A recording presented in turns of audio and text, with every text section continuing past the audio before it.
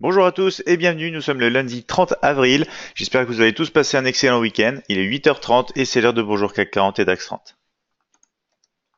Je vous invite tout d'abord bien sûr à consulter les avertissements liés au risque et j'en profite pour vous saluer tous. Bonjour Benjamin, Bernadette, Bruno, Marc, Michel et encore Michel. Alors si vous avez des questions, n'hésitez pas bien sûr. Au cours de cette analyse live, on démarre bien sûr avec les nouvelles économiques attendues pour aujourd'hui. Alors on va voir qu'au cours de la matinée, on n'a pas vraiment de données intéressantes à exploiter. On verra à 14 heures en revanche cet après-midi, côté allemand, les taux d'inflation, donc données importantes. Et ensuite côté US, toujours 14h30 ici, les revenus personnels, les dépenses personnelles, ainsi que l'indice PMI de Chicago et l'indice des prix PCE, donc pour les États-Unis avec l'indice, ici Chicago PMI à 15h45 ici, voilà. 16h, on retrouve aussi les promesses de vente, toujours du côté des US, et 16h30, l'indice manufacturier de la fête de Dallas. Donc, des données principalement américaines au cours de l'après-midi. Attention bien sûr à 14h avec les données allemandes sur le DAX 30 pour ceux d'entre vous qui vont trader cet après-midi. On passe maintenant au support et résistance de la journée. On démarre comme d'habitude avec les indices européens, un CAC 40 CFD qui obtient maintenant des supports au plus proche sur les 5480, 5465, 5445, des résistances et obstacles à la hausse à partir des 5500, 5520 et 5540. Du côté du DAX 30, justement, le DAX 30 CFD obtient maintenant des supports sur les 12 565, 12 520 et 12 465. Les structures à la hausse et obstacles se situent à partir des 12 610, 12 655 et 12 700.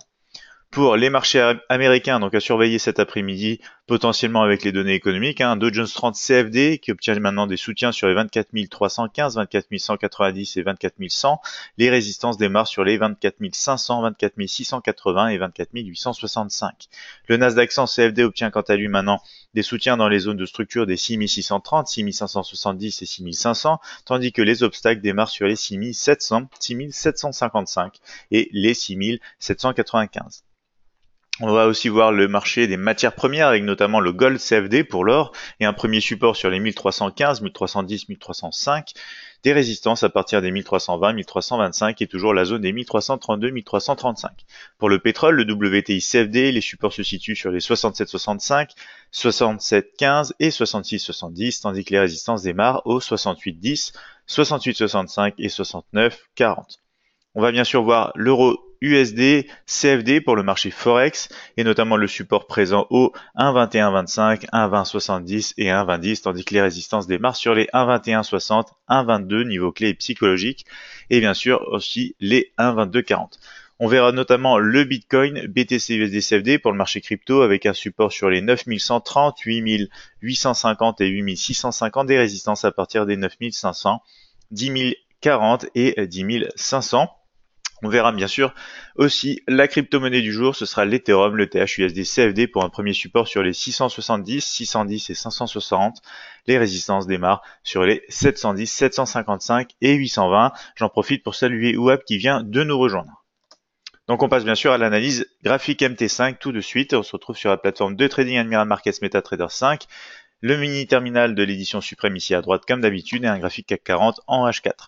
Ici on s'aperçoit qu'on a toujours le niveau ici en H4 le plus important à l'heure actuelle, c'est les 5445. Donc cassure de cette structure, maintenant on joue tout simplement le rôle de support dans une tendance ici avec des moyennes mobiles à la hausse, un mini terminal qui nous indique toujours la tendance haussière, momentum et force positive notamment. Donc graphique M30 maintenant, on s'aperçoit des scénarios qu'on avait au cours de la séance précédente, donc de vendredi. Scénario baissier qui a rebondi sur une zone intermédiaire et notamment la moyenne mobile et scénario haussier déclenché pour aller chercher directement les 5480. Donc on va actualiser ce scénario, ça va tout simplement être en baisse et pour un mouvement de retracement sous les 5480, donc juste ici en direction ici des 5465 potentiellement. Si on reste au-dessus notamment donc de cette zone de support, il y a moyen pour que le prix progresse toujours à la hausse dans le cadre de la tendance de fond et notamment sur la résistance des 5500. On voit ici, un graphique M30 déjà tendance haussière, momentum positif et force négative.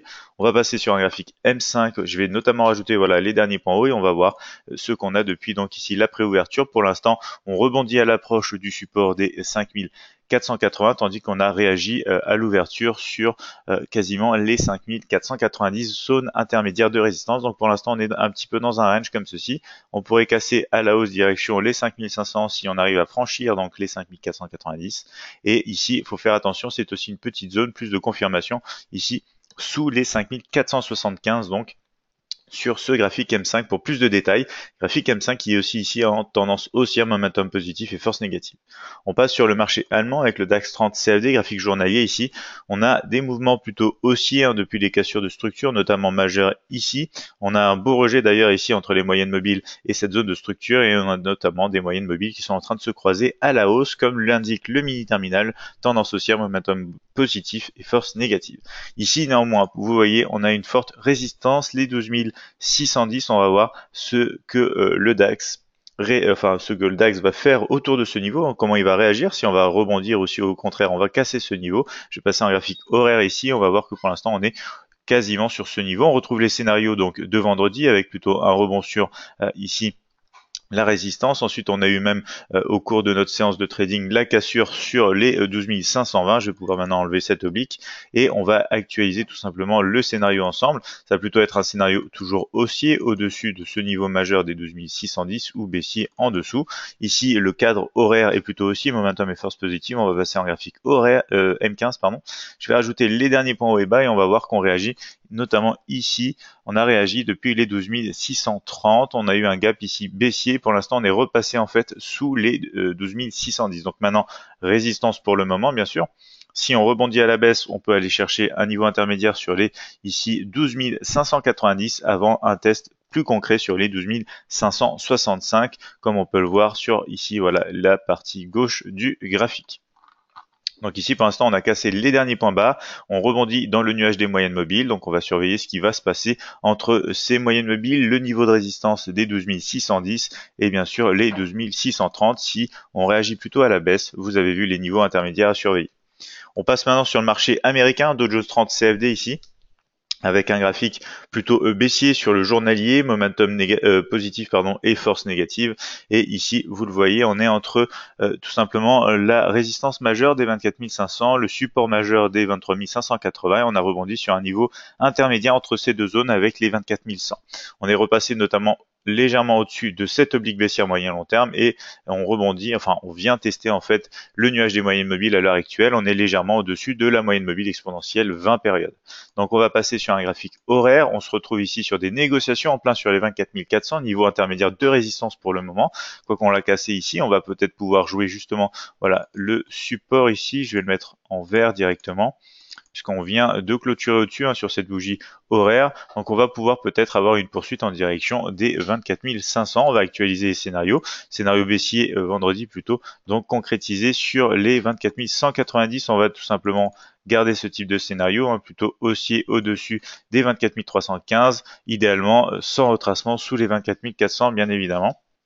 Ici, vous voyez, au final, on est sorti d'un canal baissier après un mouvement d'impulsion. On a corrigé comme ceci, c'est un flag aussi, et on a cassé du coup à la hausse. Donc normalement, dans le cadre ici d'une tendance horaire haussière, momentum et force positive, et notamment si on arrive à rester au-dessus des 24 400, il se pourrait qu'on puisse continuer en direction de la résistance majeure. Donc on va passer maintenant au Nasdaq 100. Nasdaq 100, ici CFD qui est aussi plutôt baissier, momentum positif et force négative, mais aussi légèrement en consolidation. On va commencer à apercevoir un triangle possible donc d'indécision sur ce graphique journalier, mais pour l'instant on va s'intéresser plutôt au mouvement intraday un peu plus en profondeur, autour notamment et au-dessus pour le moment comme vous le voyez des 6630, un graphique horaire ici qui nous indique tout simplement aussi une tendance donc qui est plutôt ici haussière comme ceci. On est au-dessus des 6675, le momentum et la force sont positives et on va retrouver donc les scénarios de vendredi avec une cassure ici qui était partie, on se rappelle, d'un mouvement de contre-tendance. Donc ici on va avoir ce type de scénario tout simplement un petit peu autour voilà du niveau de résistance ici, niveau de résistance des 6600 6700. Si on arrive à casser ici, on pourra aller retester toute cette zone ici de petite consolidation, notamment la résistance des 6755.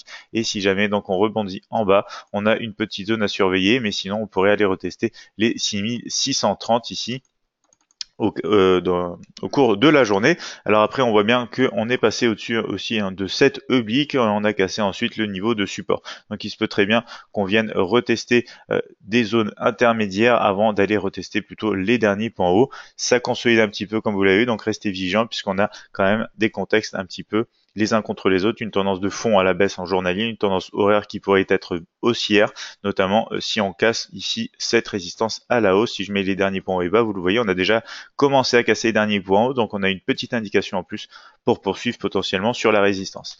On passe maintenant au marché du gold, le gold CFD pour l'or, et on a la cassure ici des 1325 qui va correspondre donc quasiment avec la partie inférieure du triangle d'indécision, momentum négatif, force positive, tandis que la tendance commence concrètement à être baissière sur le mini terminal, et on a notamment donc ici les pentes qui commencent à être à la baisse aussi sur les moyennes mobiles, même si on reste en configuration haussière sur les moyennes mobiles pour l'instant. Mais au niveau du price action, avec une cassure ici du triangle d'indécision, notamment du niveau maintenant de résistance des 1325, on a plutôt un billet quand même baissier. On va s'apercevoir aussi qu'on a eu un rebond ici depuis l'oblique, donc plusieurs tests ici qui confirment la création de cette oblique, rebond ici à la baisse, suite donc à plusieurs tests des 1325. On a aussi donc cassé ici le bas du triangle d'indécision, et maintenant on est en train de casser tout simplement les 1320. Donc ici, on va s'apercevoir qu'on a une forte zone aussi de support, donc à surveiller autour des 1315, mais le scénario est plutôt baissier déjà pour aller chercher la partie inférieure ici. Scénario haussier uniquement de retour au-dessus des 1320, et faut vraiment être vigilant avec ici cette zone et cette oblique pour aller chercher potentiellement un scénario de rebond à la hausse, peut-être dans une zone de range plus large, mais en attendant, c'est le billet baissier qui est quand même favorisé, même si le mini terminal ici indique une tendance haussière, momentum négatif et force positive. On va maintenant passer au marché WTI CFD, le marché du pétrole, et on va s'apercevoir ici que pour l'instant on a du mal à progresser à la hausse au-dessus de la résistance des 68-65, même si le cadre de fond est toujours haussier, un momentum positif et force négative. Les moyennes mobiles sont en configuration haussière, pente haussière. On voit qu'on a quand même un petit peu de mal. On a créé ici un double sommet. On va voir ce qu'on a en graphique horaire. En graphique horaire, on est aussi en consolidation dans un triangle d'indécision. Ici, comme vous le voyez, comme ceci, avec des tests en haut, en bas, et on va continuer peut-être de consolider jusqu'à la sortie de cette zone pour possiblement soit retracer à la baisse. Donc ici on casse le triangle d'indécision, il nous faut confirmation ici aussi des 67,65 en tant que support pour possiblement se rendre sur les 67,15, et si on casse ici tout simplement le triangle d'indécision, mais en accord avec cette petite zone intermédiaire de résistance des 68,00, on pourrait avoir un mouvement déjà initié en direction des 68,65. Attention ici, c'est quand même des scénarios assez court-termistes et du coup un petit peu plus spéculatifs. Sur le marché Forex maintenant, avec la paire Euro-USD CFD, graphique journalier, cassure à la baisse du triangle d'indécision qu'on retrouve ici tout simplement, avec une borne basse, une borne haute ici. Le momentum est négatif, la force positive, tandis que le mini terminal nous indique aussi et confirme la tendance à la baisse. On a notamment des moyennes mobiles ici qui sont croisées à la baisse et des négociations maintenant sous les 1,22 niveaux clés. Donc on va maintenant passer en graphique horaire. En graphique horaire, on s'aperçoit qu'on a une oblique maintenant qui pourrait jouer un rôle intéressant sur des tests ici. On est légèrement au-dessus du support des 1,2115 et la prochaine résistance se trouve sur une zone de structure en fait des 1,2160. Alors ici le mini terminal est contradictoire. On a plutôt une force à la hausse, un momentum positif et une tendance aussi positive. Donc on va voir si je mets par exemple les derniers points hauts et bas, si on a une cassure comme ceci, voilà, des derniers points hauts qui a été déjà démarré, cassure notamment de cette oblique et confirmation à la hausse, on pourrait aller retester dans un mouvement de retracement dans le cadre d'ici d'une tendance de fond à la baisse. En revanche, si jamais on casse les derniers points bas dans le cadre justement de cette tendance à la baisse suite à un rebond de l'oblique, on pourrait tout simplement ici avoir confirmation. Voilà, ici avoir confirmation sous les 1,2115 en direction des 1,2070. On passe maintenant à la crypto-monnaie BTC USD CFD pour le Bitcoin et on s'aperçoit qu'on a des négociations maintenant qui tournent juste sous la résistance des 9500. Tendance de fond haussière, momentum et force positive depuis le retracement, depuis le croisement ici des moyennes mobiles Je le rappelle, 50 et 20 périodes des moyennes mobiles exponentielles, depuis notamment un retournement de la tendance depuis la cassure ici des 8250 à la hausse. On va voir ici un graphique horaire, enfin déjà graphique H4, justement avec donc la sortie de ce triangle d'indécision, une sortie assez timide puisqu'on est venu tester rapidement les 9500 et on a corrigé un petit peu, et du coup pour l'instant on va actualiser nos scénarios sur un graphique horaire, justement on va le voir tout de suite, mais le graphique H4 ici toujours en tendance haussière, momentum positif, force négative, les moyennes mobiles aussi, pente haussière, configuration haussière, donc pour l'instant le contexte reste plutôt positif sur le BTC USD CFD. Pour le Bitcoin, on va ajuster un petit peu ici donc notre analyse, hein. On voit qu'on peut commencer à faire un nouveau triangle d'indécision, un petit peu plus ajusté en fonction donc de ce qui se passe actuellement sur le marché crypto, comme ceci, et notamment un scénario baissier si jamais ce triangle d'indécision casse les 9130 niveaux de support intermédiaire, et notamment du coup la partie basse du triangle d'indécision. Si jamais on casse la partie haute, on préférait tout simplement avoir une confirmation au-dessus de la résistance majeure ici des 9500, déjà pour potentiellement aller chercher les 10 040 sur le parcours ici des 10 500 sur le BTC USD CFD. Donc ici un mini terminal qui nous indique aussi la tendance haussière, le momentum quand même négatif et la force aussi négative. Donc en attente, hein, tout simplement de voir ce qui va se passer. Si je mets les derniers points haut et bas, vous voyez, ça correspond avec la partie haute et basse du triangle d'indécision à l'heure actuelle. On va voir la crypto-monnaie du jour, l'Ethereum, le THUSD CFD, graphique journalier, c'est un peu le même principe, tendance haussière, momentum et force positive, les croisements des moyennes mobiles à la hausse, donc depuis la cassure ici de la zone de structure autour des 5530, des 530, excusez-moi, sur l'Ethereum. Donc ici, on a pour l'instant cette résistance qui va faire obstacle. On va voir sur un graphique H4 ce qu'il en est. Ici aussi, on avait la sortie donc d'un triangle d'indécision qu'on va pouvoir ajuster. On va notamment donc mettre en place nos scénarios, hein, ajustés depuis la dernière fois qu'on a regardé l'Ethereum ensemble. Ici, le H4 est plutôt haussier, momentum et force positive. Les moyennes mobiles donc confirment cette tendance. On rebondit pour l'instant à chaque fois sur la moyenne mobile bleue exponentielle 20 périodes ici. Graphique horaire, justement, on a cette tendance qui est confirmée. On va ajuster notamment donc aussi un triangle d'indécision en fonction des cours les plus récents, et on s'aperçoit que ça correspond pour le moment, d'ailleurs si je mets voilà les derniers points hauts et bas, ça correspond avec les derniers points hauts, notamment les 690 ici, zone de résistance intermédiaire. Ici j'ajuste un petit peu comme ceci, voilà notre partie inférieure, la borne basse du triangle d'indécision. Pareil, si on a une cassure des 670, cassure des derniers points bas et cassure de la partie basse du triangle d'indécision, on a trois éléments de structure en accord les uns avec les autres pour confirmer potentiellement un scénario baissier en direction déjà du niveau intermédiaire ici de support des 640. Et si jamais ça casse à la hausse, ici, voilà, on a déjà un petit mouvement qui peut nous emmener déjà sur la résistance donc des 710, bien évidemment, ça devient plus intéressant au-dessus de cette résistance pour se diriger potentiellement tout simplement vers les 755 possibles zones de résistance qui suit à la hausse si jamais l'Ethereum repart et confirme le mouvement de progression haussière. Donc voici pour cette analyse matinale. Je vois qu'on n'a pas de questions dans le chat. Je vous invite bien sûr à vous abonner à la chaîne YouTube, à retrouver plus d'informations sur notre site internet admiralmarkets.fr. Web qui nous dit si vous pouvez me faciliter le lien pour la connexion de la séance sur crypto. Merci bien Jérémy. Oui, je vous envoie ça tout de suite. Web, désolé, vous me l'aviez déjà donné. Pas de souci Web, je vais vous l'envoyer tout de suite. Bruno qui nous dit merci Jérémy, bonne journée. Marc, merci et bonne journée. Bernadette, merci, bon trade et bonne journée. Merci à tous, je vous souhaite une excellente journée bien sûr, une bonne séance de trading. Et Web, je vais vous envoyer directement tout de suite donc le lien. Web qui me dit aussi donc bonne journée, merci.